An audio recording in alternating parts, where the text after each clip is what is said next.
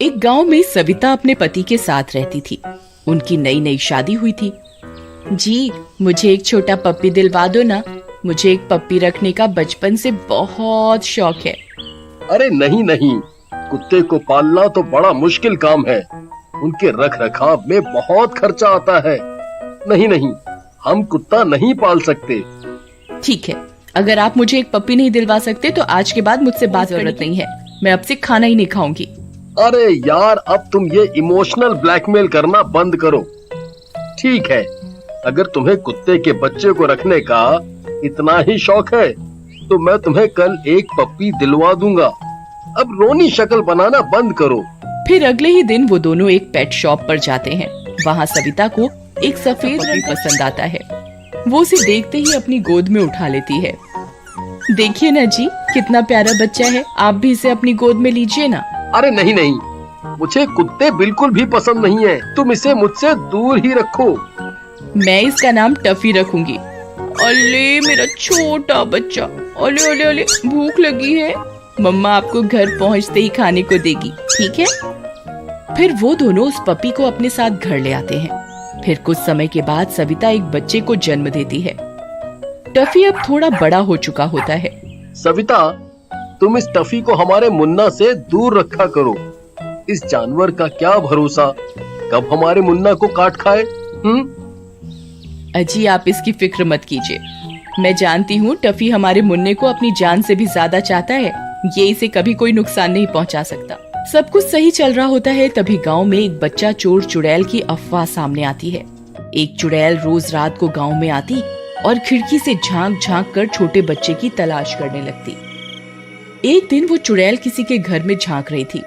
तभी एक गांव वाला वहां आ जाता है।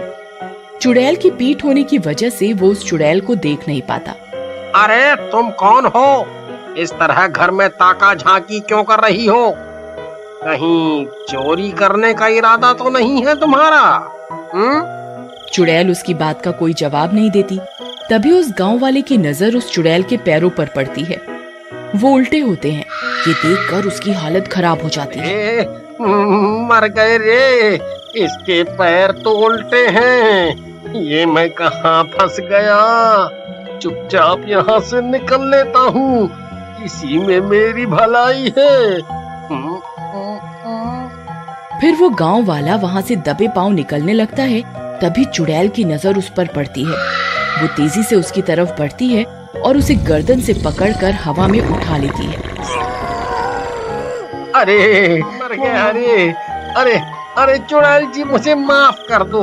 मैं तो अपने घर की ओर जा रहा था। तुझे एक ही शर्त पर छोड़ूंगी। पहले मुझे ये बता, गांव में छोटा बच्चा किसके घर है जो 1 साल से बड़ा ना हो? नहीं नहीं नहीं नहीं, जो इतना छोटा बच्चा तो हमारे पूरे गांव में नहीं है। ठीक है, तो फिर तू मेरे किसी काम का नहीं है। अब मरने के लिए तैयार हो जा। अरे रुको रुको चुड़ैल जी, रुको। अरे यार, अब क्या करूं? अगर इसे मुकेश के घर का पता बता दिया तो ये उसके बच्चे को जिंदा नहीं छोड़ेगी, और अगर नहीं बताया तो मुझे मार डालेगी। क्या करूं क्या करूं क्या करूं? जल्दी बता, नहीं तो तुझे मार दूंगी। फिर गांव वाला अपनी जान बचाने के लिए उस चुड़ैल को मुकेश के बेटे के बारे में बता देता है। चुड़ैल जी, अब तो मैंने आपको बच्चे के बारे में बता दिया है। अब मुझे जाने दो है? मुझे बहुत भूख लगी है। अब तू मेरी भूख मिटाएगा। नहीं नहीं नहीं। फिर चुड़ैल उस गांव वाले को मार डालती है और उसे खाने के बाद सीधा मुकेश के घर की ओर चल देती है। कुछ ही देर में वो उसके घर के बाहर पहुंच जाती है और खिड़की से झांकने लगती है। पालने में सो रहा होता है और टफी भी वहीं मुन्ने के साथ जमीन पर सो रहा होता है। तभी टफी को उस चुड़ैल की सुगंध आ जाती है और वो उसकी तरफ देखकर भौंकने लगता है।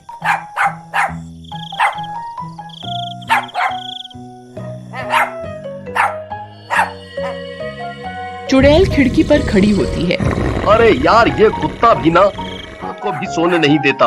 ए, सविता, देखो तुम्हारा टफी पागल हो गया है। जो इतनी रात गए भौंक रहा है। फिर मुकेश उठता है और टफी की रस्सी पकड़कर उसे खींचने लगता है, लेकिन टफी अपनी जगह से नहीं हिलता और उस चुड़ैल की ओर देखकर भौंकता रहता है।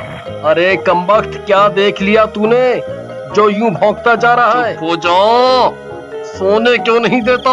वो चुड़ैल वहीं घर के बाहर छुपी रहती है और छुप छुप कर खिड़की से मुन्ना को देखती रहती है, लेकिन मुकेश की नजर उस चुड़ैल पर नहीं पड़ती और वो टफी को जबरदस्ती खींचकर वहाँ से ले जाता है और पीछे आंगन में ले जाकर उसे पेड़ से बांध देता है। चला जाता है। सविता और मुकेश के सोते ही वो चुड़ैल उनके घर के अंदर आ जाती है। अरे वाह, इसने तो मेरा काम आसान कर दिया। फिर वो चुड़ैल मुन्ना को उठा लेती है और अपने साथ ले जाती है। टफी को इस बात का एहसास हो जाता है और वो भागने लगता है, लेकिन वो चुड़ैल मुन्ना को वहाँ से ले जाती है। फिर टफी के लगातार भौंकने की वजह से उन दोनों की नींद खुल जाती है। अरे यार, इस कुत्ते ने तो आज नींद ही खराब कर दी है। अरे क्या हो गया है आज तुझे? उठता जा रहा है। तभी सविता की नजर पालने पर पड़ती है। मुन्ना वहाँ नहीं होता। ये देखकर उसकी आंखें फटी की फटी रह जाती हैं। अजी, मुन्ना पालने में नहीं है, उसे कौन ले गया? फिर वो दोनों घर से बाहर निकलकर उसे हर जगह ढूंढने लगते हैं। मुन्ना, मुन्ना तुम कहाँ हो? हे भगवान, मेरे मुन्ना को कौन ले गया? उसकी चीख पुकार सुनकर आस पड़ोस के लोग भी वहाँ पहुँच जाते हैं। अरे मुकेश भाई, क्या हुआ? भाई, हमारे मुन्ना को कोई उठाकर ले गया है। अरे भाई, उल्टे पैरों के निशान, ये जरूर उस चुड़ैल का ही काम है। फिर वे सब लोग उन पैरों का पीछा करने लगते हैं, लेकिन कुछ दूर जाते ही वो पैरों के निशान घास में गायब हो जाते हैं।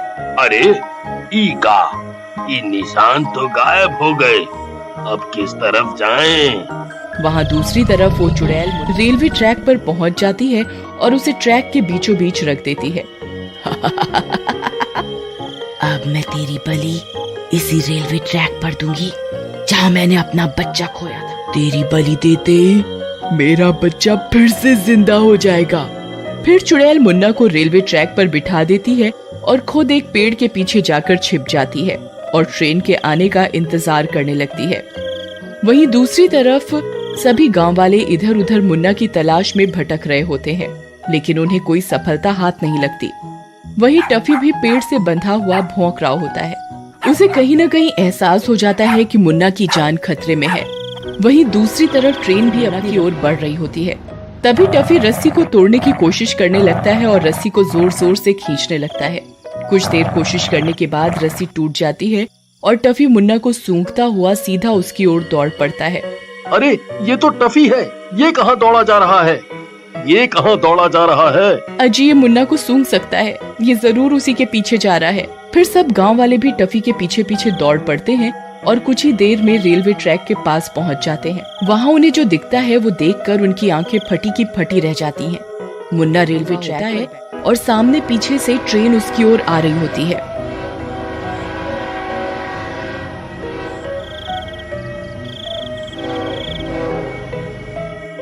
अरे नहीं, मुन्ना, मुन्ना, अरे कोई मेरे बच्चे को बचाओ, अरे कोई तो बचाओ। अरे कोई फायदा नहीं है भाई, हम ट्रेन आने से पहले वहाँ नहीं पहुँच पाएंगे। मुन्ना हमसे बहुत दूर है, हम इतनी तेज नहीं दौड़ पाएंगे। अब तू ही मेरे मुन्ना को बचा सकता है, जा टफी जा। तभी टफी अपनी पूरी रफ्तार से मुन्ना की ओर दौड़ पड़ता है। अरे जब हम इंसान कुछ नहीं कर पाए तो ये कुत्ता क्या कर लेगा?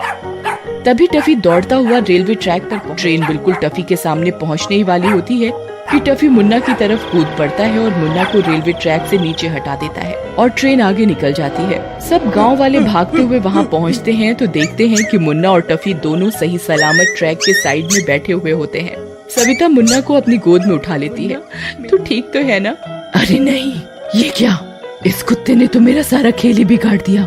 कोई बात नहीं, अगली बार मैं बलि दे। फिर वो चुड़ैल गायब हो जाती है और एक बार फिर से वो बेजुबान अपनी वफादारी साबित कर देता है।